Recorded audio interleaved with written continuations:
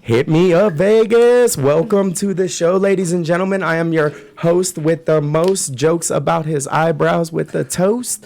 And I am here with the wonderful and funny teacher coming through your radio speaker, Janine Del Grasso. What up, guys? Hey, and your special guest today, ladies and gentlemen, Blue Amnesia. Welcome, Blue.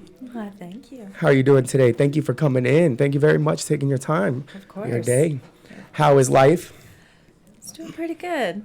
All right. I'm on the up and up, coming up. I mean, there's a few bumps in the road, but Always try to bumps stay in the road. positive. Always bumps. You ever been to Pittsburgh? Pass through. There's bumps in the road. And Janine, how are you doing? How are your kids in the classroom? Are they treating you nice? They're behaving. That's They good. are. All They right. were reading the minister's black veil, and they were talking about how he had a cloth over his face, and I thought of you You thought of me? and your washcloth. Oh goodness. We go right to the washcloth. Let's go. We go right in for it for the Blue, juggler. did you grow up with a washcloth Sorry. or a bar of soap? A loofah. A loofah? Oh, she had the loofah. Okay, see, I'm older than I had a loofah. I'm like, you loofahs weren't out then. Well, I mean, you have different stuff. I mean, you have your face, your washcloth for your face, and then you have your loofah for your body. And then sometimes if you really want to be, you got two different loofahs because special parts need special attention. That's funny. You have the special loofah. Yeah. The argument came up again the other day with other people involved, and they were like, oh, yeah, I had a community shared soap with my siblings. And I'm like, that is gross. Because you rubbing really that soap. Just kidding. I'm part of the 1% of the whole world that grew up with a washcloth. Well, no, I mean, I know people who have, and it's not like I haven't ever used a washcloth. It's not like I haven't. It was the way you presented it. I grew up with a washcloth, and then they're trying to name it, and now my washcloth has a name, and it has a personality of its own. What all did we do with this washcloth, though? That's what we want to know. That's what people want for to it know. to have its own personality. Yeah, it's taking a name of itself. There's an emotional attachment there that I feel. What color was the one? So we got into this. So I had one of like my favorite washcloths, and then when it was dirty, I would rotate the other like less ones that I liked in. But my favorite growing up was the turquoise. I called them Turkey. Okay, now I gotta ask. Turkey the washcloth. How long before it was dirty? Oh no! What's his? I mean, I ran holes in that washcloth. I'm sure R.I.P. Oh, so let me ask you, how long have you been living in Las Vegas for? Oh, well, off and on. I grew up in Vegas. I moved here in like third grade, and I, moved all the way through high school. As soon as I graduated, I was out and I traveled, started a family, and went away for about 10 years. And I've been back in Vegas for a couple years now. All right, welcome back. What high school did you graduate from? I graduated from Centennial. Okay. But I went to Cimarron for a little bit of, high school, and then Centennial, and then I went to trade school too. So I was all over the place. Culinary, right? I did. Yes, Nice. me too. I went to culinary school. A woman who can cook. It's fun. You gain weight during culinary school for sure. They feed you. Boy, all that puff pastry and Stop, you're making me hungry. them eclairs. So fucking much. I used to love eclair day. Sorry. Oh, you can say whatever you want. We got Bob. I mean, In front of everybody else, I'm like, you're gonna have to report to my detention. hey, is a paddle involved? 'Cause Come on, lady. I'm proficient in paddling. So, did you work in restaurants too? I did. I was trained for restaurant management. I worked in a few little ones. My attitude may or may not have gotten me in one of them. That You restaurant deal with boy. a lot. Like, I just shout out to anybody who's in the food service industry. Like, I just want people to be nicer to you. I'm so sorry. Well, most Exactly. chefs are really high strung, and I mean, it depends on in where, the kitchen yeah. it gets stressful. Yeah, all well, of the whole thing is stressful, and it's a lot of hours. indeed. It is. I was doing 16 hours a day, 5 days, 6 days a week when Carson Kitchen first opened up. I opened up Carson Kitchen, and it was just nuts because, the problem is when everyone else works so hard, you can't work less. You just kind of have to, keep up. Form in, and that goes for anything. Even if you start a job and everyone's lazy, you just be lazy too. You just got to fit right in, right? I don't want anyone to be lazy with my food. I'm not trying to be lazy. I know you're not trying to. I'm not going to cook this all the way. I'm tired today. Here's your chicken. If you start a new job and the whole crew is lazy, you can't be the new person trying to work so hard, They kick you right out of the Sands Corporation. You're sand, you're dust. You're done. So were you happy about moving back to Las Vegas?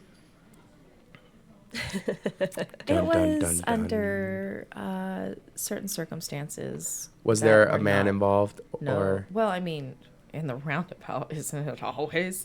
No, life just hit a huge bump. And I was staying in Florida right where Hurricane Michael was. And so I had 3 days to pack up my kids, my dog, and go through my house and be like, what's important to me? Oh. And so, some people dream about that moment of just walking away from their shit and just starting fresh. And I was put in a position where I didn't really have a choice. It was dire safety of places in Florida right now where Hurricane Michael hit still are looking for electricity. There's still people in tents. There's still dire need for emergency funds and stuff. And I would have definitely been stuck. And I was very lucky that circumstances hit right, perfect timing, and I was able to get out with my kids. And I chose the perspective of, positivity and chose to see it as a 3-day road trip across country to go see family. Did you take the southern route? Yeah. Oh, boy. We stopped and we got to do all sorts of fun stuff, car shows, and stop and see teepees and landmarks, not landmines, I think. Yeah, we're glad we didn't see any of those. Landmines. It's funny. But, so we had a fun time with it, but it was not originally under good circumstances to come here. We're just making the best of it. Okay. Janine, were you happy to move out here when you moved out here? Actually, I was, because I was starting over, and I really wanted to work in entertainment badly, so I started working in all the nightclubs, and because I had to wait a year to get my residency here to get, for tuition at UNLV. So I worked at Studio 54, Club Utopia, all of them. They used to pay me to dance in the crowd at Club Utopia. It was it was fun. The vibes. That's awesome. Did you enjoy doing that? I did. I had a lot of fun. It paid for college for most of undergrad. Yeah. That's awesome. I used to dance in a cage, and then I became a librarian. I used to dance in a cage above the crowd at Studio 54, and then she's got both ends of the spectrum of sexy here. She's like, I can do it both, baby. Yeah, I can crawl on your desk and whip my hair around like White Snake. Dance in a cage. You while I... Speaking of dancing in cage and stuff, it just reminded me all the pictures you sent for me for the promos. Every one of them had a snake. Yeah. That was from one of my most recent photo shoots with one of my sponsors is Wayne Minert from Minert Photography. And so anytime he needs a model, he's like, hey, come on, Let's go. Be here? Is that your snake? No, that is Jonathan Wallace. He actually runs and he does education classes around here about reptiles and that horticulture and all of that. So you can look him up, Jonathan Wallace, and he'll rent out the snakes and he'll come to your photo shoot and do that, or he'll set up for kids, education classes. Or does he have any other exotic wild animals? Does he have monkeys? Oh, you'd have to contact him to find out. I had just met him for that photo shoot and started following him on Instagram and Facebook. Nice. And I know he's really into the reptiles and stuff, but I'm not sure if he has anything. I'm gonna try and hit him up. I've been looking to do a photo shoot with a baby giraffe, actually. I'm not going to go. And the washcloth on the other shoulder and the giraffe. I mean, because these people out there online are all taking pictures with their kids with like cool stuff. And I'm like, I want to outdo everyone. I want my baby to be like photo shooting with a real little kangaroo sized giraffe. Like a dwarf giraffe. Yes. A dwarf baby giraffe. Yes. A baby one, you know, just like a little giraffe. Let's just go to a zoo and take pictures. Yeah, match little man. Well, he's gotta have. We go to the Rancho Zoo. Yeah, like special, like The janky pictures. I'm just The kidding. one across from Texas Station. Ooh, boy, I went to that zoo and I was like, I could have seen this in my backyard. Yeah, right? They had cockroaches in there. Oh, God. It's like, what kind of zoo has cockroaches on display? no wait, Vegas cockroaches or like southern like I mean, you can, flying. yeah, you can cockroaches? walk them on a leash, the cockroaches we have here. Yeah, the water bug ones. Oh, my God. Yeah, the summer cockroach water creatures. They're still not comparable to southern anything in the South. Anything in Florida, forget it. The bugs are like ridiculous. Yeah. I hear too much about the southern roaches being like very racist still. Dude. Saying. I don't trust that. I don't trust those roaches. Hey, I smoke all my roaches, okay? The worst I heard is when you find roaches in the pot. Oh, God. I ain't mad about it. This poor lady, she's not following. I get where it. we're going. I get it. This is some She's still on the bugs. Leave no roach. So how did you Untouched. come up with this name, Blue Amnesia? Is it the hair? Is it the snakes? It's a mix of things. So blue, you know, I was looking through. I am a cannabis advocate. There's a lot of health benefits to it. And I was trying to come up with a stage name for when I do burlesque and I do comedy and stuff like that. So I was kind of looking through and seeing what I could find under like cannabis strains. And there was a lot of like basic, like Blue Dream and stuff like that. And I was like, okay. And then I found Blue Amnesia. And it's actually an illegal cannabis strain in the United States. It's not like you can't find it in the United States. It's illegal? It's illegal. You can't, yeah. Or from what I've, looked up, you can't get the strain. Does it just like wipe your brain out? It's a pretty good hybrid combination. It's like an eternal sunshine of the spotless mind. Yeah. So It's like I just want to forget. Yeah, I was looking through the like information on it. You know how some girls, like when they get letters and stuff, they'll respond to every sentence out loud. I was doing that as I was reading this Google information, and I was like, it's a hybrid, and the growth, and it has all these facts, and I was like, oh, that sounds like me. Oh, that sounds like me. Oh, if that were human, that would sound like me. If that weed strain was a person, Yes, it would be that me. would be If me. I was a weed strain, so Yeah. you would be Blue Amnesia. Yeah. So let me look it up because I kept it on my phone. Definitely, you would be illegal in most states. Right. You're too dangerous for the United States. Let's see what else it was. There was like the flowering time is like 75 days, and I was like, that's the length of most of my relationships. how ironic. There's feminized, and there's a bunch of things that I was looking through and comparing to myself, and it was just too perfect. So I went and I looked to see if anybody else had it, and I was like, oh, it's mine. For sure, myself, I feel like if I was a weed strain, I would be train wreck. And most of my exes will probably agree with that. Trainwreck XXL though. Yeah, I'd be the like the middle tier, not like the dollar joint. Sativa, indica, is it a Indica, hybrid? I'm indica and caffeine. That's my way to go. Yeah, it keeps you awake. And Right. I'm an advocate for marijuana myself. We got the teacher in here. We have to Yeah. have, when you're around potheads, you got to have one person that doesn't smoke that could tell you, hey, that's a bad idea. No, kids. Yeah. Put those drugs away. I just saw her shoot a shot. Okay, so Me?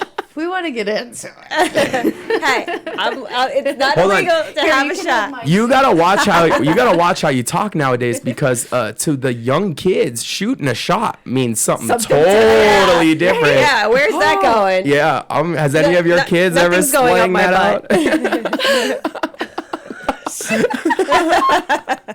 I feel like you've said that more than once to somebody. In my lifetime. Yeah. Yes. It's usually the beginning to any conversation. Look. No, I'm just kidding. Nothing's going up there. I found that that people that say that they don't do that are serious. They're like, nope. I wouldn't know. Oh my. What? So you said sorry, you do go ahead. burlesque? Yes, I was going to ask her what Yeah. got you into that.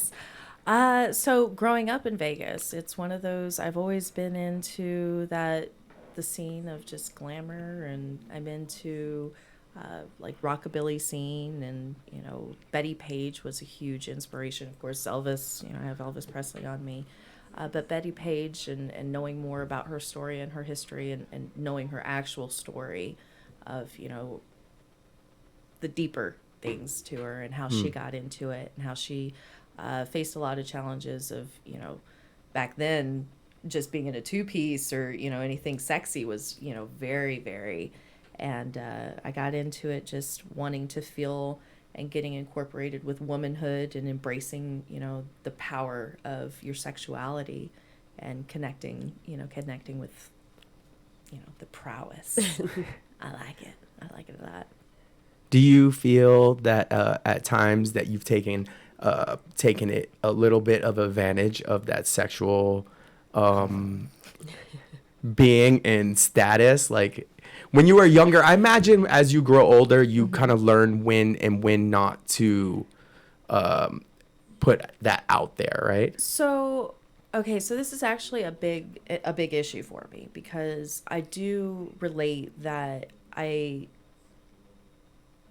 confident in that I am attractive, and I have that sexuality to me, but it's been a struggle throughout my entire life, because other people have put that expectation on me to be sexual. And I mean, let's be real, I've had a lot of circumstances where I've been raped and molested, and I don't mean to take that deep turn, but that has been pushed on me in abundance, and so I struggled with that confidence of it's my fault if I act sexy, then I'm asking you're for asking it. for it. Yeah. And so I took a turn, and I got therapy. Yes. Therapy. And I really learned how to embrace I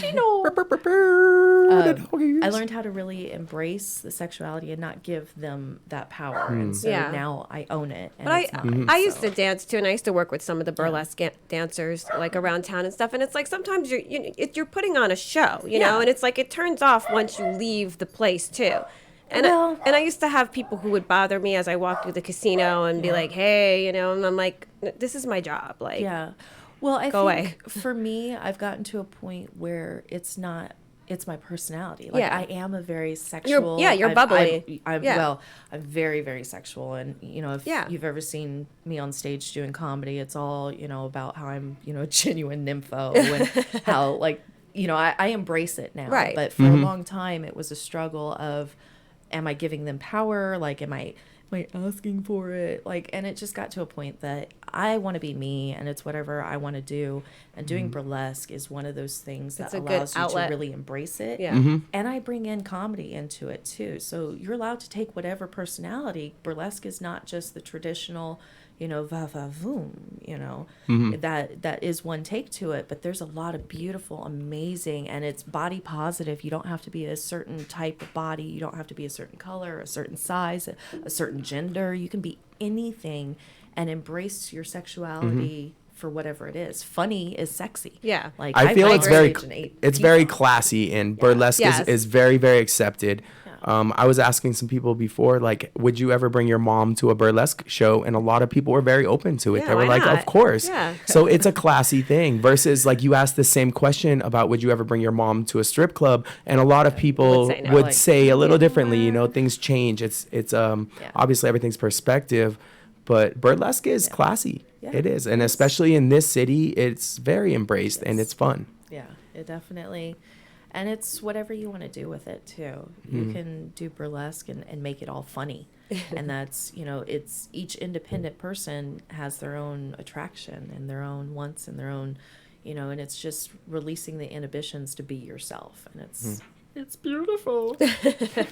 There's a lot of shows out here I've seen for burlesque. And would you have a favorite show that you actually personally like to watch? So I gotta do my shout out to House of Glamour. She, Miranda Glamour, she goes around and she connects with like Artifice and Phoenix, and she collects different dancers to come to her shows. And so you're constantly getting a rotation of a variety of dancers from every edge of the country to every style and shape and every, type of burlesque, every type of songs and everything. So because I love diversity so much, House of Glamour is my go-to. If I'm going to go see a burlesque show, it's going to be with House of Glamour. Nice. Pardon me. Have to check it out. I also have danced with her myself, so that's a little bit of a selfish. Shout out. Well, Vegas is a place of all sorts of strange situations. Like you see some strange things in Vegas. You think? Just off the top of your head, do you have anything memorable that you've seen here in Vegas that kind of sums up how strange of a lifestyle it is here? I think you're laughing at your own story in your head right now. There's like 50 things that I'm like, I can't. No, that one don't do that one. one. No, that one does that. Have you ever fallen on stage? Girl, yes. Yeah. I Yes. fell off the podium once, like backwards. Really? Yeah, bad. I got more money that way though because I know how to laugh it off. And Yeah, I you was look- like, yeah. yeah. You got up there, you're like, thanks. That's why they call me Blue Amnesia. Gold. No, I have some strange things that I've seen personally in Las Vegas because it just happens. You're just driving down the street and you see Everywhere. something Yeah. and you're like, that is Everywhere. Vegas to a T, you know? Yeah. You just, it happens. But I seen somebody, I actually seen somebody bite somebody in the back of the neck, and they were a random. It was on Fremont Street, and the guy just walked up and bit someone. And to me, biting someone is like the last resort, right? I will. Well, you can get really sick from that. Like, human bites are like the dirtiest bites. Yeah, you have to get like Exactly. a tetanus shot, I think. Yeah. I'm not gonna say what I would do. All right. So Y'all just there. being honest, to be honest, right? I grew up in a very, very hostile environment where it was like live or die almost every single day, you know, like live or die. Like you think you're going to die as a child. You don't know better. Yeah. Now I look at it, I'm like, well, I probably wouldn't have died. But I've actually had to bite someone multiple times. And it's the last line of defense because as soon as you get bit by somebody, your first reaction is get out, abort. If you're still in the middle of an altercation after getting bit, then you're probably crazy too. And you're going to bite them back, you know. But like you get bit, you're done. Yeah. I mean, you look at Mike Tyson. Mike Tyson bit Evander Holyfield, and it was done. Like Evander Holyfield didn't want a rematch against this guy. Well, He's it's the like, that's difference it. between being Bite- bitten and biting your whole Ear off. Yeah, he bit his ear off. Yeah. Basically. I'm just saying, somebody bites me, that was you signing yourself over. Like, Done. but then again, I just might be the one that's crazier than you. So Yeah. go ahead, bite me. Boo. I'm just saying. I might like it. Little, when it little kids comes bite to each it- other a lot. Yes, they do. Yeah, they come home with those like from like daycare or whatever. But as an adult, if you get bit, it's done. Yeah. Why your kids don't bite people? You got angels. We come we come No, from a let's long not- line of let's not go vampires. putting- let's not go.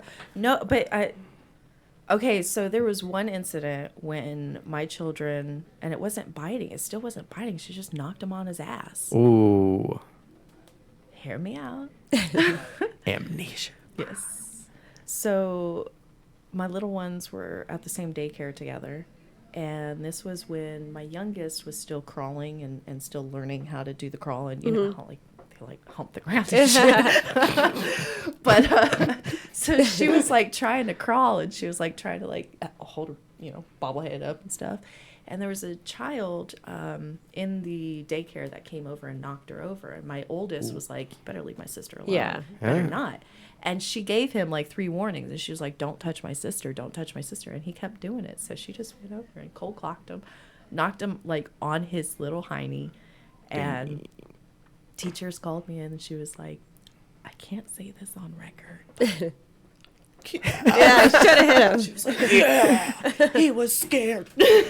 He was on his butt. But that's like the only physical altercation they've ever done. Oh, kids can get a little crazy sometimes, and I've know? been in the situations where I've actually told my son, like, hey, look, you know, I appreciate you standing up for yourself. You did the right thing in that situation, even though you got in trouble by the eye of the school district or daycare, this and that.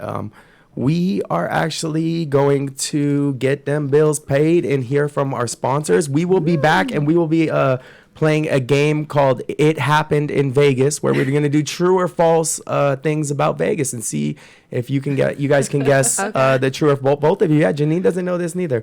But we're going to hear from our peeps, and we will be right back. RadioVegas.Rocks, where Vegas goes to rock.